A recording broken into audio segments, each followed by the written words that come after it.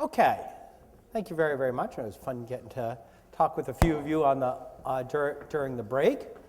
And so what we're going to do is we're going to kind of move over the next hour and 15 minutes from this kind of historical and economic overview to this is, you know, it's got to be done sometimes. We're going to do a tiny bit of science, or at least kind of science history here, and kind of really get into what's really going on in the innovation process and what we're calling the life science innovation system. And we're going to use that as a setup, so this is kind of divided into two parts. We're going to kind of characterize that kind of analytically, and then what we're going to do is look at how we can understand and kind of come up with a little bit of a framework for understanding the broad way of thinking about this R&D productivity or pharmaceutical pipeline crisis. So let's start in a good place. So that's Richard Nixon, and in 1971, Richard Nixon, among his many initiatives of 1971 in the State of the Union, really kind of basically announced what became known, and essentially it was very upfront, they called it the war on cancer. And he was going to ask for an appropriation of an entire $100 million to launch an intensive campaign to find a cure for cancer. The time has come in America when the same kind of concentrated effort that split the atom and took the man to the moon should be turned towards conquering this dread disease. Let us make a total national commitment to achieve the goal. And the 1971 National Cancer Act provided budget authority for the National Cancer Institute and ushered in a very long period of basic and applied research that transformed our understanding and potential treatments against various cancers. And so what you see, and this isn't just cancer funding, but more generally, what you see is everyone always says, in the government, money's hard to find, our budgets are being cut. Not the NIH. The NIH basically has received every single year in real terms, a 3 to 4% increase in its budget in real terms, pretty much year in and year out. Beginning in 1998, towards the end of the Clinton administration, there was an effective doubling of the nominal value, probably a 50% increase in the real value of the NIH over a 5-year period, after which, during the latter parts of the Bush administration, the real value of the NIH was decreased. Essentially, it was flatlined in nominal terms and therefore decreased in real terms on a year-to-year basis. And so but that level of funding, right, this kind of war on cancer, this public effort, isn't the whole story. For example, in the area of cancer, and this is coming from, say, the kind of mid-2000s kind of numbers, essentially what you have is that the total amount we spend on cancer research and development is about $14.5 billion, of which about half is coming from the public sector, both the National Cancer Institute and related agencies, and about half is coming from the private sector, the dominant share of which is actually private company money. And then there is also, in the area of cancer, a quite significant expenditure, there I think about $1 billion essentially, that's essentially privately funded charitable contribution, philanthropic efforts that are organized quite differently than both the private and the public sector. Moreover, and I'm going to be very careful about this, is that ultimately most people involved in cancer research would argue that from relative to the initial goals in the program and relative to what people were worried about beginning in the 1970s, the war on cancer has been roughly a big success, okay? So if you talk to Vincent DeVita, he was the director of the National Cancer Institute during the 80s, and now he was talking about this, I believe this is a quote from 2007.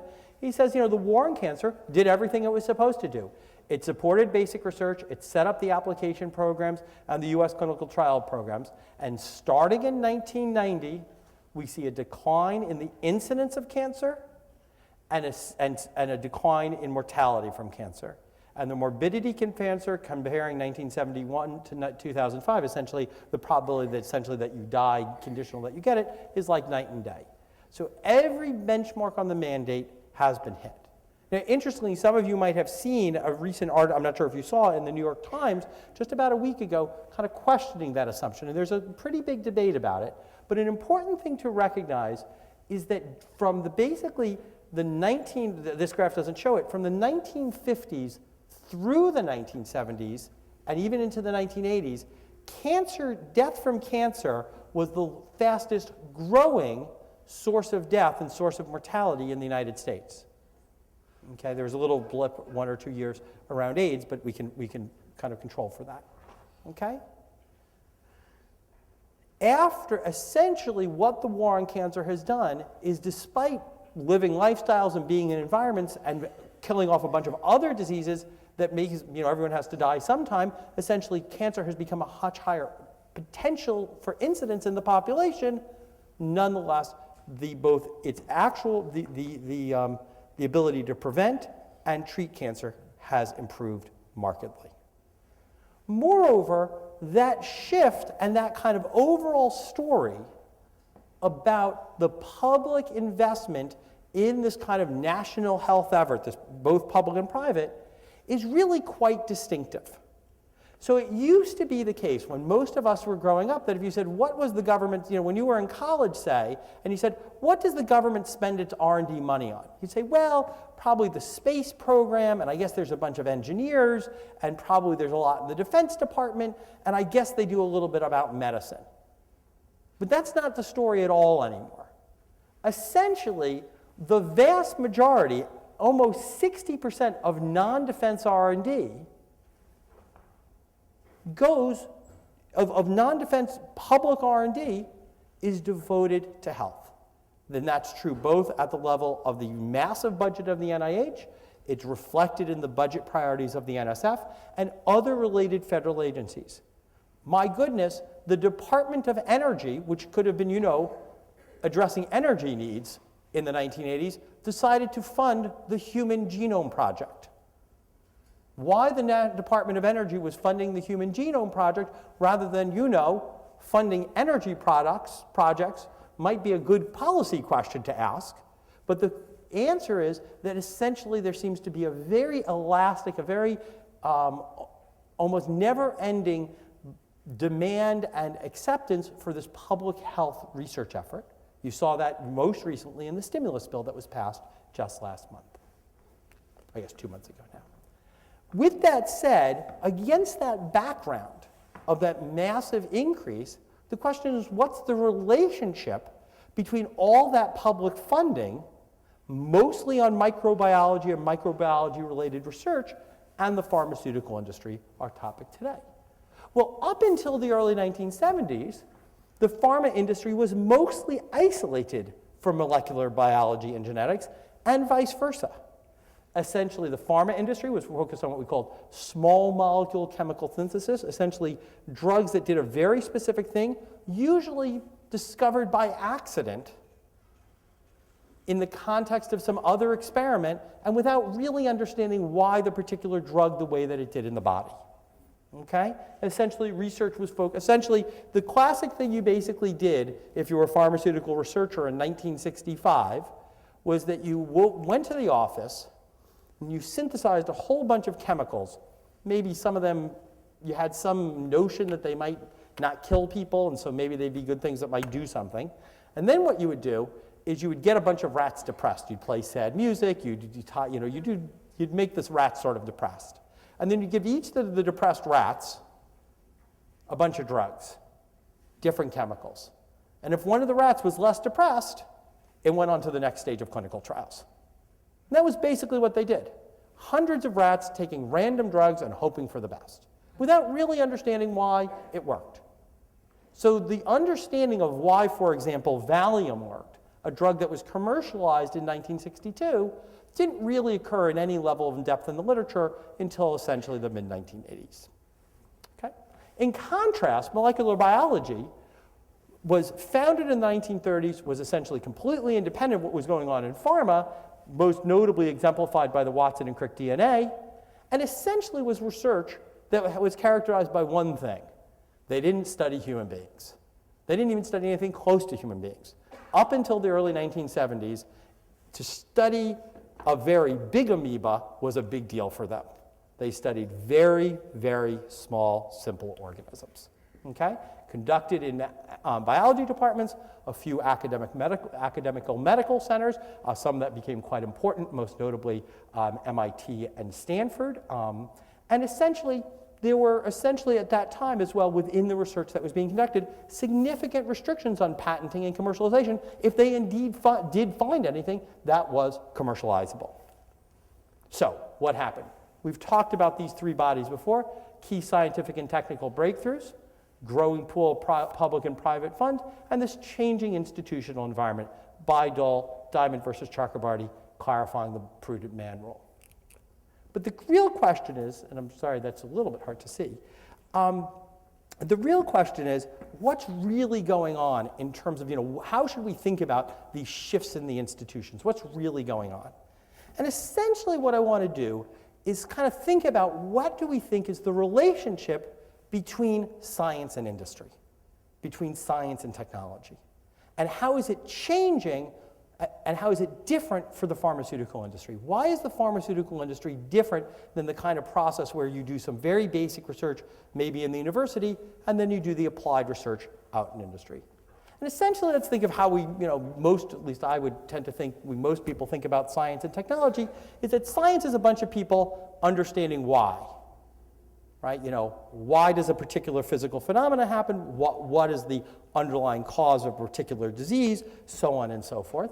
And somehow the knowledge from science over time spills over to the green sphere on the right, the green oval on the right, technology, which is essentially, we don't really care why something happens. All we care about is solving a particular problem with a particular way of doing something, a particular piece of software, a particular drug, a particular mechanism.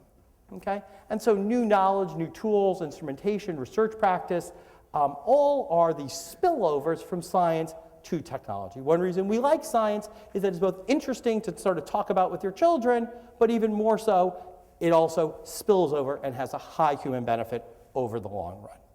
Okay? Not surprisingly, many of the things that happen in technology themselves come back to influence the scientists themselves. For example, the computer obviously is a technology, but it obviously has a dramatic impact on the conduct of scientific practice and raises new questions for scientists themselves. And that kind of what we call the linear model of science and technology is actually grounded in a sort of pretty good understanding of how the world works, in part because it's sometimes true. In particular, sometimes the technology consequence of really investing in this very basic research often occurs long after the period of initial scientific discovery and in application areas very far removed from what people were working on. So for example, that kind of little kind of thing that looks like a tree up there, that's actually a bacteria called Thermus aquaticus. And Thomas Brock was a researcher at the University of Wisconsin, or he moved to the University of Wisconsin shortly after. And he was walking around Yellowstone National Park. So how many people here have been to Yellowstone National Park? Probably a good share. Remember, there's some geysers and the thermal pools. And essentially, he discovered that in the geysers and the thermal vents of the national park, there were bacteria living. And so you can sort of think about what life is like in a geyser or in one of those thermal pools, namely Yellowstone during the winter is pretty darn cold. Occasionally, all of a sudden, it gets extremely, extremely hot in the pool because there's some steam that comes up, or the geyser shoots off essentially, or some portion of the geyser steams up, and essentially these little guys over here called Thermus aquaticus could live in an environment where it went from very cold to very hot and very cold quickly. And you know what Thomas Brock said? He was a very basic researcher. He said, that's very interesting.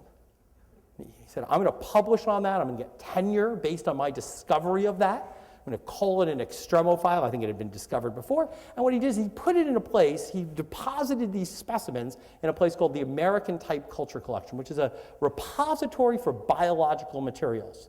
They became more famous many years later when they mistakenly sent some anthrax out to Iraq during the mid-1990s. Probably not their best move, but that's what they do. They maintain cell cultures like this or anthrax or whatever it might be. And then literally, no one really thought about it. There were a few people who worked on extremophiles, but it wasn't a main, people didn't see it as some fundamental scientific discovery. Then more than 15 years later, there was a guy named Kary Mullis who was working at a private corporation called the Cetus Corporation. And he was working on a very particular problem, which was the fundamental stumbling block, the key bottleneck for making the biotechnology revolution happen. And that was what you needed to do was be able to replicate a small strand of DNA many millions of times.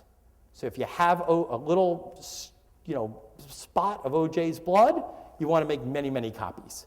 And that way you can characterize its genetic structure and do all sorts of testing.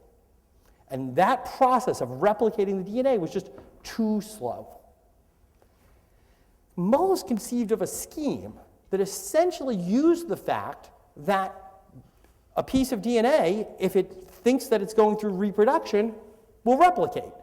That's the whole idea behind reproduction, is the ability to replicate your DNA. And so what he recognized, right, that essentially the DNA will unravel and then reform, right? And what Kary Mullis did was he conceived of a recipe that if you could just do that very, very quickly, essentially tricking the DNA to believe that it was in a reproduction stage, that you could end up with literally many, many copies very quickly through replication. The problem was you had to figure out some way of getting that process going. And they worked internally at Cetus for quite a while to figure out how to do it. They were going to kind of construct some, essentially, they were essentially going to construct something called a DNA polymerase, actually synthetically.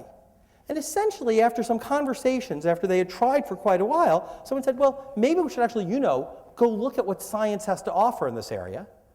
They made one call to the American Type Culture Collection. There was a guy sitting by the telephone, took the dust off it, the man who was sort of curating the extremophile collection, waiting all those years, and he said, I've got the extremophile for you.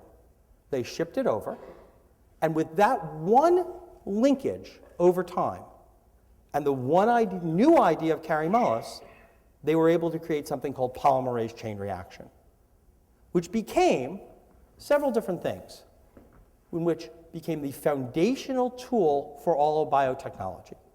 So when you think about what they're doing on CSI, when you see that and all of a sudden they can characterize the DNA very quickly, they're doing PCR. The Human Genome Project, the ability to do personalized medicine, all of those are the result of being able to use this one general purpose technology. In fact, it was so important. Now, it's very interesting. Cetus got a patent on this, and it was litigated. And it was a very, very intense litigation that, it was a rare patent litigation that went to a jury trial. So it was sufficiently uncertain that it was novel, non-obvious utility and novel, right, that it made it to a jury trial. The jury did find in Cetus's favor, at which point the rest of the company had gone totally bankrupt, so they basically sold the patent, i.e. the company, to Roche, which maintained that patent for many years.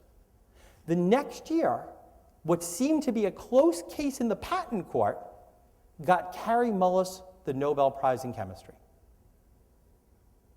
Or medicine. Nobel Prize. He won a Nobel Prize. And Thermus Aquaticus won Molecule of the Year, right, from Science Magazine. Okay? So in other words, there's this kind of, right, and we were talking about with one or two people during the break. The reason I'm telling you this story, and I'm going to tell you one or two more, is to give you a sense of just, this is not easy stuff. And when, as judges or as legal, as we're trying to think about legal and institutional policy, this is not sort of, we can come up with a drug if we just have enough money, we know what to do. We're going through a revolution, the consequences of which our great-grandchildren will understand as being like the steam engine. And when people started playing with the steam engine, they didn't know what it was going to do. And we're at the beginning of that revolution, and the rules we place on that structure today are going to influence how that technology is used and how it is influenced and how it affects society. With that said, now the problem is that not all these technologies are so linear. So this little guy is called the Oncomouse. He was developed at Harvard University in the mid-1980s by Phil Leader and Tim Stewart. And basically, this kind of mouse does one thing. Essentially, what you can do is he lives a pretty good life. He gets his food when he wants. He has his own little box that he shares with a few friends that he likes. But relative to your average mouse that you see out in the backyard, this mouse has had genes inserted into him to make him particularly disposed to virulent forms of cancer. So that's why we call him the Oncomouse. Now, when you think about it, a mouse that's susceptible to cancer through genetic engineering is, on the one hand, a very big scientific discovery because it directly tells you what role your genes play in cancer. Right? That's like a huge discovery. On the other hand, now go back to our random rats getting the depression. Boy, if we can make the rats depressed through genetic engineering and see which drugs work for them, that is a much more effective form of therapy and a much more powerful drug screening mechanism than had existed earlier. So this is not, so is this a scientific discovery? Well, in some sense it is. Is it a technological innovation? It's also that. It's both. And so let me just kind of add on to this just a little bit. This guy not only had all that happen, and not surprisingly, you see that because the article that was written by these authors made them all very famous, or even more famous than they were. Published in the leading journal, a very prestigious article. But at the same time, Harvard University applied for a patent, which in fact it received, and licensed due to the funding arrangement to DuPont. Now, DuPont is a great company in many, many ways, and knows how to do two things extremely well. It knows how to produce chemicals, and knows how to enforce its intellectual property in court. Those are the two things, right? That's, you want to understand what DuPont does well, that's it, right? And they decided to enforce this piece of intellectual property very vigorously. So what they said, now remember, the only people who were really using these mice at this point were these kind of very basic scientific researchers, many of whom were doing things that were sort of like drug screening, but it was at a very early stage. And they said, anyone who wants to use such a mouse is going to have to write a very detailed contract with us. And that contract is going to mean that if you use our tool, our research tool, and you somehow do discover a cancer cure, we need a piece of the action. You sign another license with Bristol Myers Squibb, we got to get some royalties. Not only that, but those royalties, so they kind of did this royalty stacking, okay? So that'd be a little bit like if, Bill Gates certainly knows how to make money, but if you write a book using Microsoft Word, if J.K. Rowling uses Microsoft Word, she doesn't have to give Bill Gates part of the revenue because she wrote the Harry Potter on Microsoft Word. Right? So this is a relatively aggressive contract. Moreover, they didn't trust the scientists, and they said, moreover, we don't think you're going to conform to the contract, so as you're writing articles in the literature, even if you're working for a public, essentially funded by the NIH, doing exclusively upstream basic research for the good of society, guess what? You have to pass all of your articles through our lawyers to make sure that our interests are being protected. That put a tremendous chill on research in that area. Okay? And so what we have is a situation where there's really two cultures, right? The research in biotech, sometimes it looks like that linear model, and we sort of know how to deal with that. That's more like, a licensing model. But what do we do when really what we have is innovation in Pasteur's quadrant? So think about what Pasteur did. Pasteur was an incredibly good microbiologist, the premier microbiologist of the 19th century, if not of all time.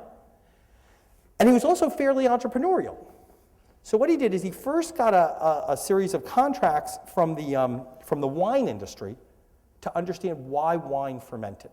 So the French wine industry, that'd be a big topic for them. Why the heck does our product taste so good after 5 years or whatever it might be? We'd like to know the answer to that. He recognized that it was probably, if you understood that, an easier problem than the wine, because you had to wait so long, was to understand beer. So he got another contract from the beer industries. He then recognized that if you understood, one way of understanding the beer was to understand milk. So he got a third contract from the dairy industry. So now he was doing essentially one project for 3 different industries over a series of years. And guess what he discovered? He discovered that what was causing wine to ferment, beer to sour, and milk to go bad was bacteria.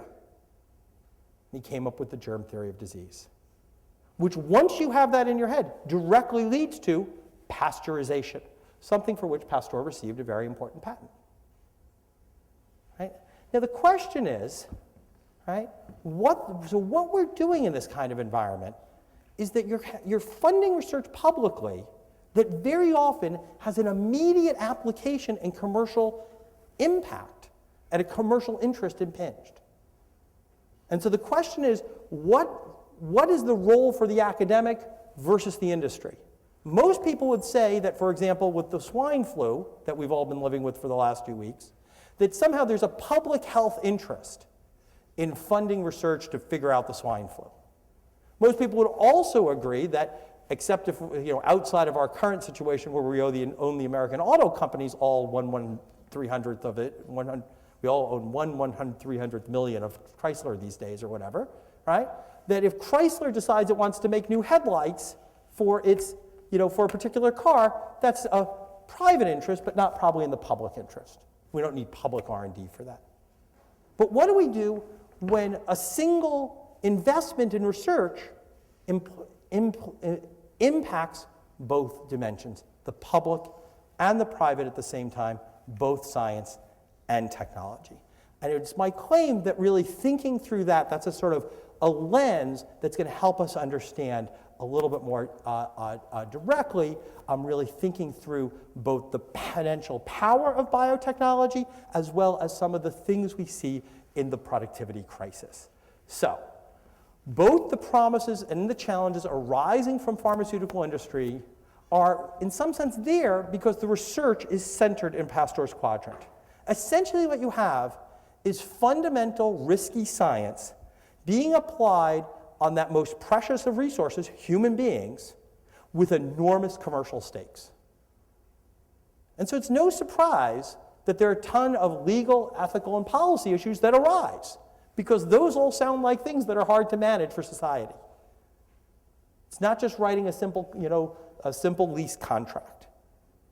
The second part is that there's a tremendous amount of uncertainty. We're essentially developing a general purpose technology that's grounded in fundamental scientific breakthroughs.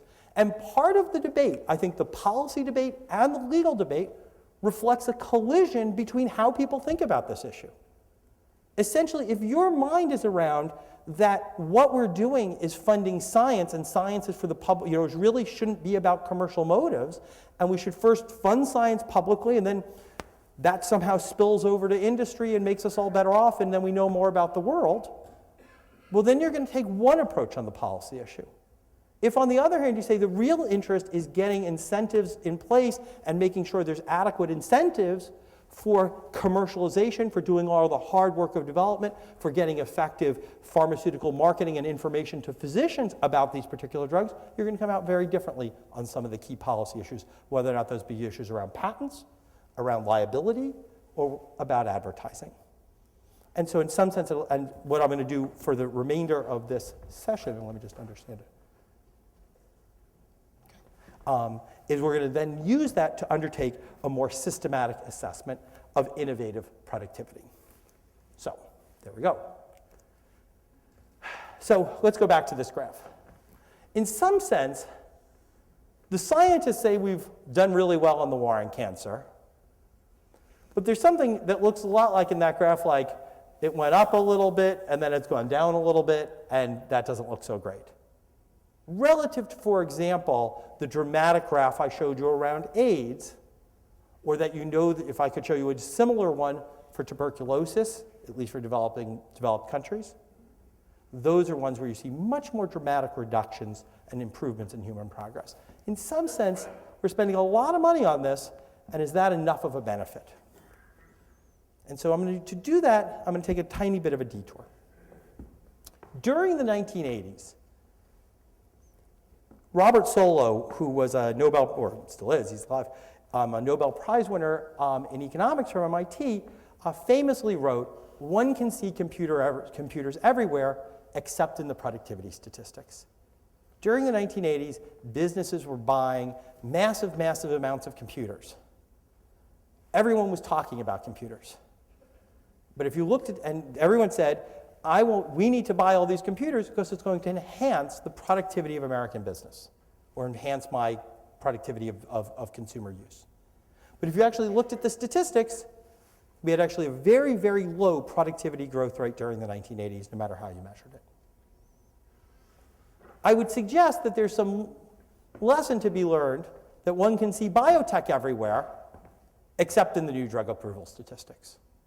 What we have is a situation where there's a tremendous amount of activity going on. You talk to the scientists and they're absurdly excited, yet nothing seems to be coming out the other side. That the decisive social progress that we'd hope doesn't seem to be emerging. And so sometimes, people always say you can lie with statistics. Well, here would be a good example. Many people who would like to emphasize to you the degree of potential for crisis in the pharmaceutical industry over whether or not they are attributed to regulation or whatever their cause is, they show the graph this way, which of course basically takes the year when that PDUFA went online, and then it looks like a straight line down. Of course, that's not quite the right answer, but there's at least something to it that somehow we haven't seen a dramatic acceleration in new drug approvals, despite the significant increase in R&D expenditures. So in other words, what we have is that the biomedical R&D budget is large and growing, right? There seems to be dramatic scientific progress. There's a large potential for commercialization. We've used all those techniques to characterize thousands of targets, more than 500 drugs in clinical trials, as I'll talk about, the potential for personalized medicine. But there seems to be a paradox. We've made these massive investments in innovation, yet the level of FDA drug and biotherapeutic approvals is comparable with the 1980s, when we spent a lot less. Moreover, despite more than 30 years of dramatic scientific progress, most therapies and clinical practices actually, and this is the sort of dirty secret, is that many of the biotech drugs, it turns out that there's a shorter lag between the serendipitous moment when they figure out it works without really understanding it and figuring it out, but it's still a lot of luck. It seems like we should have a more systematic control over this. And then finally, though the biotechnology industry includes thousands of companies, essentially when you say who's ultimately successfully commercializing most drugs, it's exactly the same companies that set up some pharmacy in 1815. A bunch of traditional, established pharmaceutical companies essentially working within the traditional FDA paradigm. Hold on one second. So, essentially, what's going on? How can we continue to support new drug development if the cost, remember the last part of this is that the reason we're spending more is also grounded in the fact that cost per new drug approval has been dramatically increasing. So essentially what I want to do, and this in some sense once again builds off in a sort of hopefully in a synthetic way, the framework we developed around this kind of, that you have a lot of this dual knowledge hanging around, and really what we're talking about is the creation of science-based general purpose technologies, much like the computer revolution, is essentially thinking through three reasons for the three explanations, not mutually exclusive, for the R&D productivity paradox. Getting the statistics right, first doing a little bit of better job understanding what we're actually maybe looking a little bit more carefully at those statistics. The second, the best is yet to come, understanding the potential for the future. And then finally, most policy relevant, we need to fix the system. So, the first part is that much of the clamor around the productivity of the pharmaceutical industry really is grounded in the fact that for a single year in the last 50 years, or about 2 years, we did a lot better. Right? If you sort of take out that, essentially what you end up with, I think I have this exactly right, is essentially, rather than have that steeply downward sloped line, what you should really have is a modestly upward sloping line in terms of a correlation structure. Right? Moreover, while there has been dramatic increase in R&D spending, by and large, most of the increase is in fact a nominal increase. While there still is a dramatic increase even in real spending, the overall kind of exponential curve that people sometimes point to seems to be mostly driven by the fact that everything gets more expensive over time. Okay? And then finally is a very simple but quite fundamental point, which is that pharmaceutical sales, which you can read essentially as if we're only going with a certain flow rate of drugs over time, essentially the revenue per drug has been increasing quite significantly over time. In other words, ultimately, pharmaceutical companies are putting their best efforts and have been relatively successful at putting their best efforts towards drugs that apply across a much wider range of countries, much more global, and are themselves for bigger markets. Remember that misery loves company? Well, that seems to be where a lot of total pharmaceutical revenue is at. Okay? Moreover, a very high share of revenues come from applications and indications that are only discovered after market introduction. So this is going to obviously impinge upon a number of policy issues. And those uses are not always approved through the formal FDA process. So for example, more than 70% of the uses of H2 blockers are for conditions not covered by the FDA approval. Now you might say that's a screwy system, that the main reason for the drug is out there and being used in the market and the reason it's making so much money for the company was in fact unreviewed by the FDA or its clinical trial review panels. But the fact is that's a very significant share of what goes on in terms of understanding the profitability of drugs. From the viewpoint of the drug company, they're getting their clinical trial money through. They're going to do their clinical trials and get an approval. They can only say certain things based on that approval, but they can count on a welter of studies and follow-on work and word of mouth that will get the drug also applied to other indications which had not been formally approved for. Not surprisingly, that conflict between the physician's right to prescribe any drug and the pharmaceutical firm's responsibility to only explicitly market and provide information about conditions that are explicitly approved is obviously a huge source, right? I mean, the question is, if the docs start prescribing for something that turns out to be a total, actually unhealthy, right, that's unsafe, on populations that are unsafe, who's liable? And once again, there's no magic bullet that says that the drug company knew this was untrue or that the physicians were acting in any sort of malfeasance. Instead, it's the nature of new technologies to not fully, particularly these general purpose science-based technologies at their earliest stages, to not understand them when they come to market. Right? It's totally obvious that when the first time you use the internet, you probably didn't imagine that your children would be using Twitter. Maybe some of you use Twitter, right? But that, Twitter is apparently the, thing to do. It would be hard to imagine that. Well, it's the same thing for any drug that comes onto the market. And we have a regulatory structure that's created a very narrow, essentially almost given very high incentives to the firm to focus on the narrowest range of approval. But then we've ended up with a broad swath of potential uses the liability for which, the reimbursement for which, the advertising for which is only going to be covered in an ex post manner. So, essentially, if we wanted to get the statistics right here, we track the actual long-term trend in the drug approval rate. There really is an anomaly there. We distinguish these nominal versus real expenditures. We'd account for the dramatic growth in revenue per approval, and in particular, we would have a much better and much more systematic understanding of post-approval applications and uses, and think about the implication of that for how we should judge particular sources of liability and reimbursement. Second, this is a graph of the diffusion of the electric motor.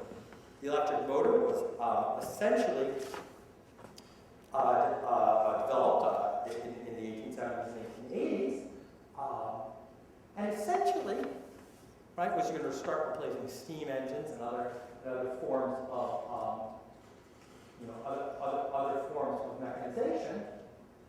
And guess what? It took more than 40 years, and not really until the 1920s, and really with the big changeover in American industry that occurred during the Depression, for the electric motor to comprise a very high share of total uses in society. In other words, even though the electric motor, at the time it was developed, people said, this is going to change society, it took a tremendous, precisely because society had to change to adapt to it, it takes a very long time for the impact of that to be felt. So, indeed, going back to the Solo quote from earlier, what we saw, for example, was that after, in fact, this long period of low productivity growth from 1973 to 1995, one of the reasons that we ended up having such a strong economy, both from both through the ends of the 2000s and for much of this decade, is grounded not in some all-seeing politician name your favorite, but was very simply that we experienced rapid productivity growth due to the IT revolution. And that was a great thing for society. We all benefited from that. Our children benefited from that in both measured and unmeasured ways. Well, what we're going through now is exactly the same sort of disruption. Biopharmaceuticals is going through the process of technological change from chemistry-based drug development, which they sort of ramped up and really got going in the 80s and the 90s, to biology-based drug development, which is an area that might start at a much lower level of R&D productivity, but might have a much higher, right, if once it gets on its own S-curve, its own kind of exponential curve, it will end up at a much higher level of performance over time. And indeed, we've started to see some of this in the data. And this was slightly the wrong one. I had this slightly, sorry about that. It should be a little bit updated, but you still see it even today. There has been a dramatic rise in the number of compounds in preclinical development and phase 1 development, and now even phase 2 development. So we're really seeing the beginning of a whole emerging set of science-based, biotech-based drugs that are not yet in the market. Many of them will fail, but that are ultimately likely to deliver a much more robust level of productivity growth over time. And indeed, the thing about life sciences is that it actually has the potential for multiple disruptive revolutions over time. Each of those associated with significant and long-lived transitions in the ability to capture social benefits from scientific research and technological innovation focused on life sciences. Okay, finally. So far we've gotten, the numbers are wrong, it's all going to be just in the future, and then it turns out, though, there are some good policy issues to think about. Ultimately, the microeconomic, strategic, and institutional environment in which biomedical innovation is commercialized is not particularly suited to the nature of research and the nature of the commercialization process. And you can imagine at least 4 things happening, some of which we'll return to in our last session in some more detail. The first is the notion of IP gridlock. Second, the biotech chasm, the ability to navigate a commercialization path, and really what we're going to need to do based on the new science to rethink the regulatory process. So for example, this would be an example of a single patent that had a very dramatic influence in the enforcement of the patent, really slowed down biomedical research in that area. So for example, what happened with that little mouse, so let me go back to the mouse, right? So that little mouse, the Oncomouse, Harold Varmus, when he was running the NIH, got word of all this. He's a Nobel Prize winner. This is in the late 1990s. And in 1998, he just decided to expropriate DuPont. He basically went to DuPont and said, you have many interests in front of the federal government. Surely you don't want to die, basically face a lot of retribution over this mouse problem, this mouse patent. Why don't you just relent on the mouse for the academics?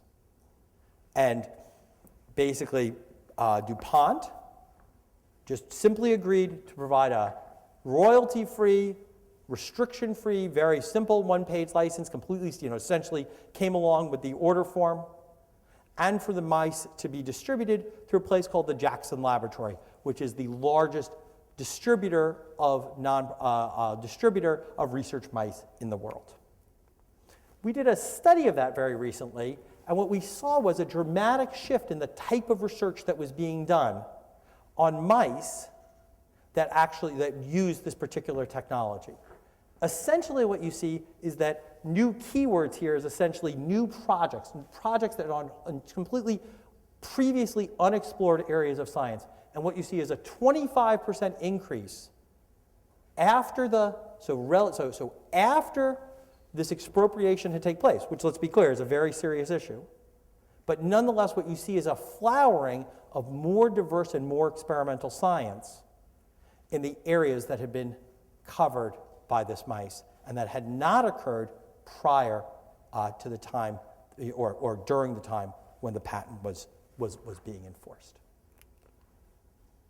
More generally, okay, so that's a problem with the upstream, that there seems to be a whole bunch of issues that are occurring at the upstream stages that IP seems to be kind of stopping those scientists kind of in their track and making them less efficient.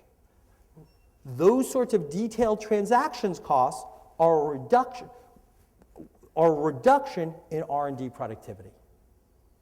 The second problem is grounded in the nature of the relationship between who's doing the original innovations as entrepreneurs versus who's doing much of the commercialization.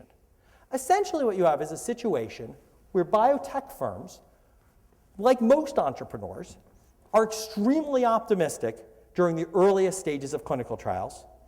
And that's reflected in their focus strategy. They focus on a very small number of targets, and they have an entrepreneurial clusters. Okay? And, right? Excuse me, an entrepreneurial culture, excuse me. And at least in part, though, that narrowness that they have leads to optimism and leads for them to perhaps be a little too optimistic relative to the real numbers. So if you're a senior manager at a biotech firm, say a public biotech firm, and you only have one big drug candidate, your choice, when you read the data coming in from the clinical trials, is to either go to the next stage and hope for the best, or look for another job. Right? So if you're working at Merck, if your project fails, that's not great for your career, but you move on to other projects. Where if you're working for a biotech company, the end of the project is the end of the company. Right? Pharmaceutical firms tend to be more conservative in their assessments, therefore. Essentially, most projects require approval by senior managers who are not tied to that particular project. And moreover, many projects at the firm mean that no one early stage project is critical or worth betting the farm. So what they did, this is a study by Guj and Sarfstein, they studied essentially all the cancer drugs in phase 1 between 1990 and 2002. 235 of which were in public companies. And they tracked the progressions through the different clinical phases, phase 1, phase 2, phase 3 clinical trial. And they measured the performance in phase 2. And they looked at, was there a difference between the type of firm who only had one drug versus those that had many? And here's what you get. Okay, and essentially they observe variation there. That's probably not the most useful. Is that where you have the biotech companies were all very enthusiastic to really go, and this is where the big you really ramp up the money, going from phase 1 to phase 2. So they said 67% of our candidates move it to the next phase. In contrast, the established firms tend to say only 45%. When they got to phase 2, the biotech companies turned out to have very high failure rates, 14%. In contrast, the established pharma companies were able to maintain a much higher rate of success at both the phase 2 to phase 3, as well at both phase 2, phase 3, and moreover, their results suggested that was grounded in the fact that the tumor response rate that they recorded was significantly higher. Okay. In other words,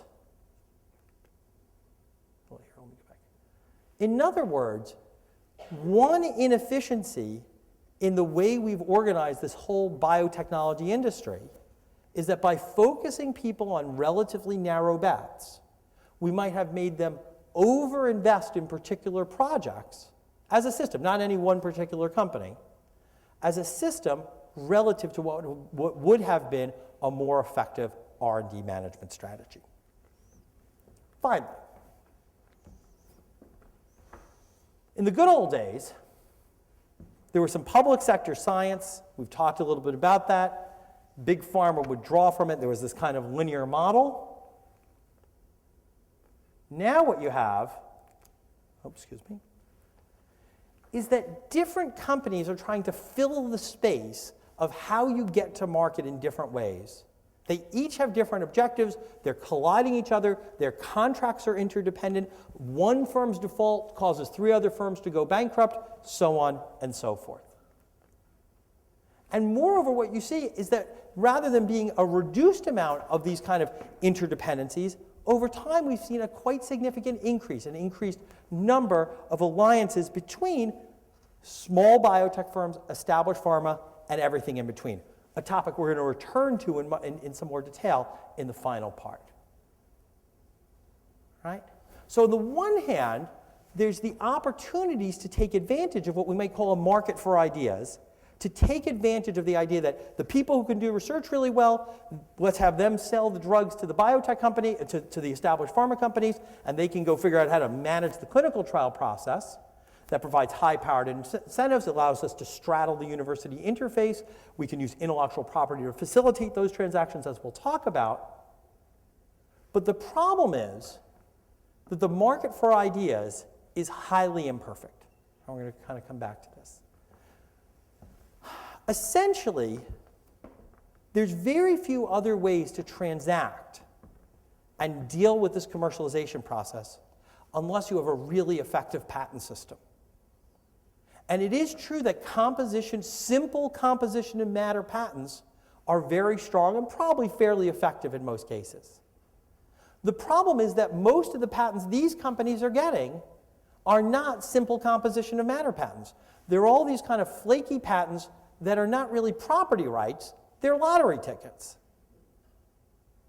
And if they're lottery tickets, it both gives you maybe big incentives to buy a lottery ticket, hoping one works out, and it makes it very difficult to plan and have certainty as a manager or as an investor to know what you should do to understand, do you really have rights to your underlying innovation?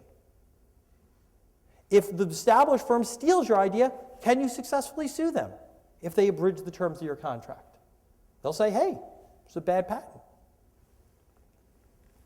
Moreover, rather than being a simple process of simple bilateral transactions between a single biotech and a single pharma firm, there's a whole industry that's grown up in the sociological literature that suggests that this life sciences innovation system is really a network And I only put up this graph for one purpose. That's actually not a molecule. That's literally every transaction, basically every alliance or commercialization agreement or co-patent or whatever between all the members in the biotech industry and the pharma industry in 1999.